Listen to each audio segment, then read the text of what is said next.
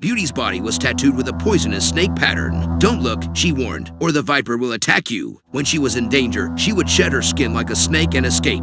There were 8 ninjas like her, known as the Onikado 8 Shinobi, and each had their own unique skills. One had a beehive on his back and could summon numerous poisonous bees at any time, while another was covered in explosives and could launch a massive explosion when needed. They were evil and dark, and known as the 8 ninjas of the Demon Gate. What's up, guys? This is Elablo. Welcome to our brand new channel. Today we are going to see the story of Kibigami, the loner ninja who faced an unimaginable strong enemy, and how he was betrayed by his immortal old friend. Sit back and enjoy till the end. One day, the Onikado 8 Shinobi arrived in a village during a rainstorm. The following day, the entire village died of a plague. The news soon reached the local lord's ears, and he decided to send his Koga ninja group to investigate. However, as they approached the village, they were attacked, and this sudden assault immediately triggered everyone's alarm. A huge flying sword came whistling towards them, and the Koga ninja group was destroyed with a single blow. The attacker was Tessai, one of the 8 ninjas of the Demon Gate. Tessai's power was very strong, and his body could be petrified, making him impervious to swords and spears. At this moment, the Koga ninja group had only 2 survivors, the captain and Kajero. The captain instructed Kajero to run for her life and ensure that the information got out. Unfortunately, even at the cost of his life, Kajero couldn't escape.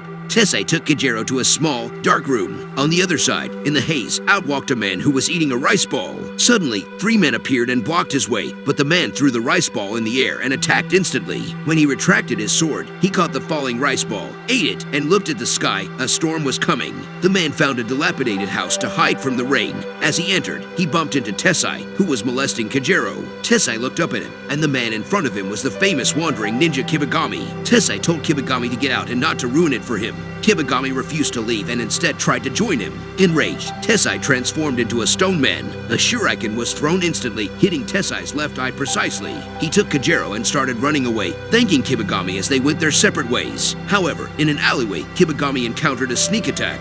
It was Tessai seeking revenge. Kibigami hoped to settle things peacefully, but Tessai had other intentions and attacked him, hissing madly. Kibigami had no choice but to fight back, and after a magnificent aerial slash, Tessai was hit in the head by a giant sword flying back. Unbeknownst to Kibigami, Binasato, one of the 8 ninjas of the Demon Gate, was already following him. While bathing in the river, Kibigami encountered Binasato, who had an anaconda tattoo all over her body. He fell into an illusion just by looking at her, but a dart hitting his shoulder brought him back to his senses. He killed all the pythons and rushed towards Binasato with a knife, causing her skin to deteriorate rapidly. Binasato's real body escaped while falling limp to the ground. An old man named Daquan, a secret agent of the court investigating the 8 Shinobi of the Demon Gate, and the plague, appeared, and he requested Kibigami's help. Daquan had thrown the dart that hit Kibigami's shoulder, which was coated with poison, and would provide the antidote when the investigation was complete. The 2 of them continued their journey, but in the foggy mountains, Daquan fell to the ground, and Shijima, one of the 8 Shinobi of the Demon Gate, emerged from the mist to attack him.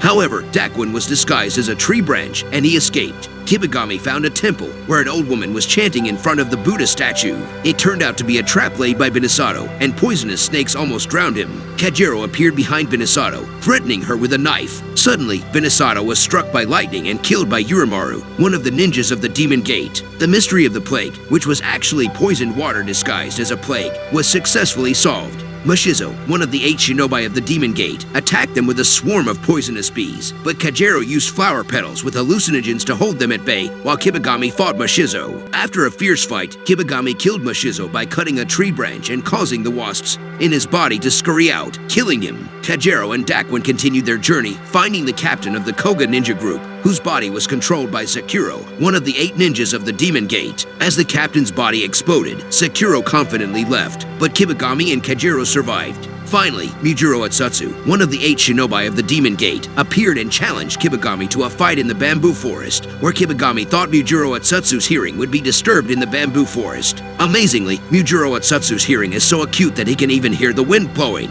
In the midst of chaos, he can accurately discern every rustling leaf. This is what makes him so powerful, while Kibigami struggles to cope. Kajero attempts to sneak up on Mujiro Atsutsu, but he easily dodges her knife, which gets stuck in the bamboo. After Kibigami's attack is blocked, Mujiro Atsutsu uses his best move to slash him, resulting in a dramatic scene where his knife hits Kajero's knife stuck in bamboo. However, Kibigami ultimately manages to kill Mujiro Atsutsu with a fluke. After the battle, Daquan returns and discovers the plot of the 8 ninjas of the Demon Gate. They plan to send the gold parked on the ship near the fishing village to the Dark General. Due to the typhoon, the ship is blown near the fishing village, where they brutally murder the entire village to cover up their tracks. If the Dark General gets the gold, he will have the power to rebel. Kajero informs the Lord of this important information and urges him to send troops to help.